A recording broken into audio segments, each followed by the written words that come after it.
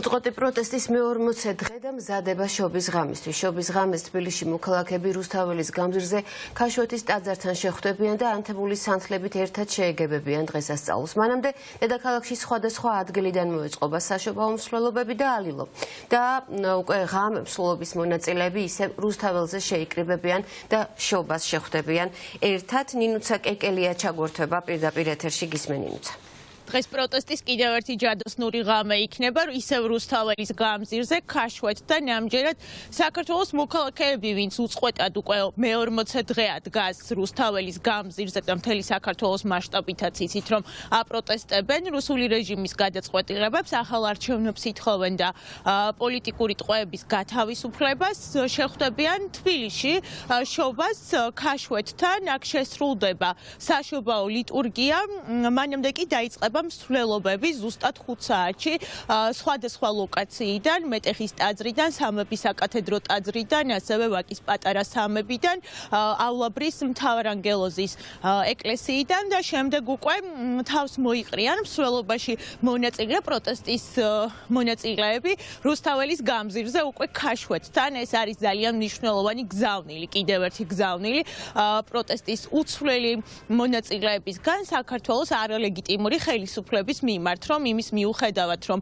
საერო დღესასწაულები და საეკლესიო დღესასწაულები ბევრია ამ ქვეყანაში, ყველა აღინიშნება იქ, სადაც არის დემონსტრაციის მთავარი ეპიცენტრი რუსთაველის გამზირი, არ წყდება პროტესტი და ეს არის ძალიან მნიშვნელოვანი გზავნილი კიდევ ერთი რამის გამო, ამით საქართველოს მოქალაქეები ეუბნებიან რუსული რეჟიმის წარმომადგენლებს, რომ არც დაღლას აპირებენ, არც შეჩერებას, რადგან ძალიან მკაფიოები არიან საკუთარ მოთხოვნებში, რომ ახალი არჩევნები არის ერთადერთი გზა ამ კრიზისიდან გამოსასვლელად და ასევე მთავარი მოთხოვნა არის უცვლელი პოლიტიკური ტყვეების გათავისუფლება.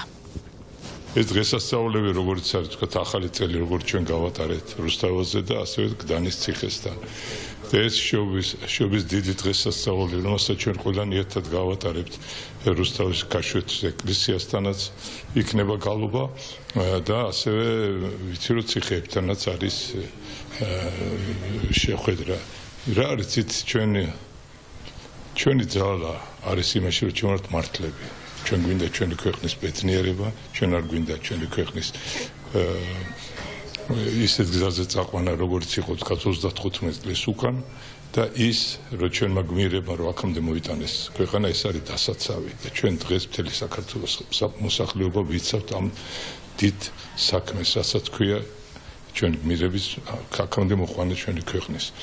ქრისტიანობა, ეყრდნობა, უბრალოდ ქრისტიანობა შემოაქვს ფასეულობები ისეთი, როგორც არის სიყვარული, ტოლერანტობა, სამართლიანობა, ჭეშმარიტება, მშვიდობა და ეს არის ის ფასეულობები, რომლებზეც ჩვენ ვდგავართ. რომლითაც ჩვენ ვიბრძვით და რისთვისაც ჩვენ ვიბრძვით მთელი აგერ უკვე თითქმის 2 თვე ხდება, ხო და მანამდე კიდევ რამდენი თვე იყო. ამიტომ მე მგონია რომ ყოველი დღე ჩვენთვის არის შობის და აღდგომის გახსენება და ამ ფასეულობებით ცხოვრება და შესაბამისად, როდესაც შემოდის უკვე კალენდარულად 7 იანვარი, რა დღესაც აღინიშნება ქრისტეს შობა, უნებრივია რომ ჩვენ აღვნიშნავთ ამას და აღვნიშნავთ მთელი გრძნობით და მთელი შეგნებით. თავარი არის ის, რომ ჩვენ მყარად ვდგავართ ქრისტიანულ ფასეულობებზე, ქრისტიანულ ფილოსოფიაზე და ამიტომ სიყვარულით, სამართლიანობით და ჭეშმარიტების ძიებით გავიმარჯვებთ. ჩვენ ვართ მართლები და ჩვენი ერთობა, სიმართლის ერთობა შედგა ასეთია გზავნილი პროტესტის უცვლელი მონაწილეებისგან არალეგიტიმური ხელისუფლების მიმართ და ეს ერთობა აუცილებლად იზეიმებს გამარჯვებასაც ამბობენ მოქალაქეები, რომლებიც უკვე 40 დღეა დგანან რუსთაველის გამზირზე. გრძელდება უწყვეტი პროტესტი მთელი საქართველოს მასშტაბით, რაც შეეხება თბილისში დაგეგმილ ღონისძიებას, როგორც საუბრის დასაწყისში გითხარით 8 საათზე 5 სხვადასხვა ტაძრიდან დაიწყება მსვლელობა 12 საათზე კი ერთად საქართველოს მოქალაქეები შეხვდებიან შობას რუსთაველის გამზირზე, სადაც შესრულდება საშობაო ლიტურგია.